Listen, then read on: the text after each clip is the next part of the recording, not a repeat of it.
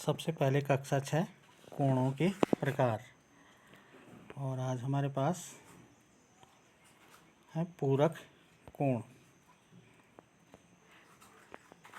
ऐसे दो कोण जिनका योगफल 90 अंश होता है एक दूसरे के पूरक कोण कहलाते हैं।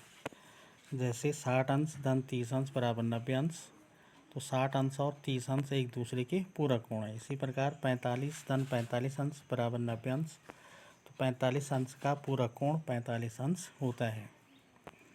दूसरा समपूरक कोण, तो ऐसे दो कोण जिनका योगफल 180 अंश होता है एक दूसरे के समपूरक कोण कहलाते हैं।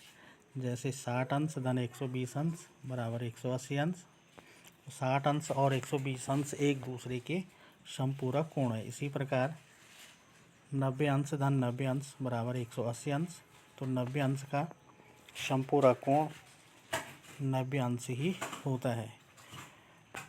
अब आपके लिए अभ्यास प्रश्न है यहाँ पे रिक्त स्थानों की पूर्ति करना। तो इन सभी प्रश्नों को आपने अपनी अभ्यास पुस्तिका में हल करना है।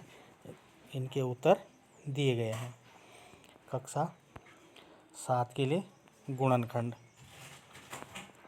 गुणनखंड किसी संख्या को अन्य संख्याओं के गुणनफल के रूप में तोड़ने की क्रिया को गुणनखंड कहते हैं। किसी संख्या के गुणनखंडों को परस्पर गुणा करने पर वह मूल संख्या पुनः प्राप्त हो जाती है। जैसे हम 12 के गुणनखंड करते हैं तो 1 गुणा गया 12, 2 गुणा गया 6 और 3 गुणा गया 4। तो इस प्रकार 12 के जो गुणनखंड हैं 1, 2, 3, 4, 6 तथा स्वयं 12 है। तो हम कह सकते हैं किसी संख्या का गुणनखंड उसका एक पूरा विभाजक होता है। एक प्रत्येक संख्या का एक गुणनखंड होता है। प्रत्येक संख्या स्वयं अपना एक गुणनखंड होती है। एक दी हुई संख्या का प्रत्येक गुणनखंड उस संख्या से छोटा या बराबर होता है। एक दी हुई संख्या के गुणनखंडों की संख्या निश्चित होती है। अब आपके लिए यहाँ पे अभ्यास प्रश्न दिए गए हैं।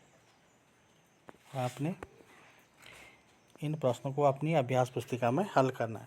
प्रश्न नंबर 1 है 16 के गुणनखंड करने हैं, तो जिसके उत्तर लिखे गए हैं 1, 2, 4, 8 और 16 16 के गुणनखंड है। प्रश्न नंबर 2, क्या प्रत्येक संख्या स्वयं अपना एक गुणनखंड होती है? तो इसका उत्तर है हाँ। कक्षा 8 के लिए बीजीय व्यंजक। तो यहाँ पे हम आज सीखेंगे बीजीय व्यंजक बनाना।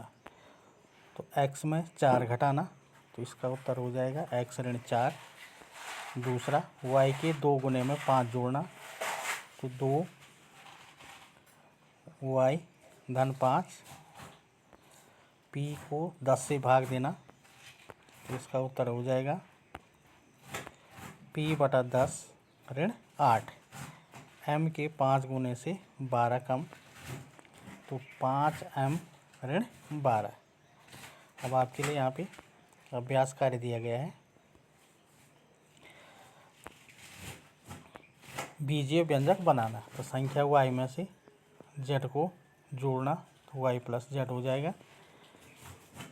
संख्या m को संख्या n से भाग देना, तो m बटा n। 10 में से संख्याओं y और z का गुणनफल घटाना, तो 10 ऋण yz हो जाएगा। और प्रश्न नंबर 2 है इन निम्नलिखित व्यंजक में संक्रियाओं को पहचानना। तो m n धन 3, तो योग गुणा और जोड़ की संक्रिया है।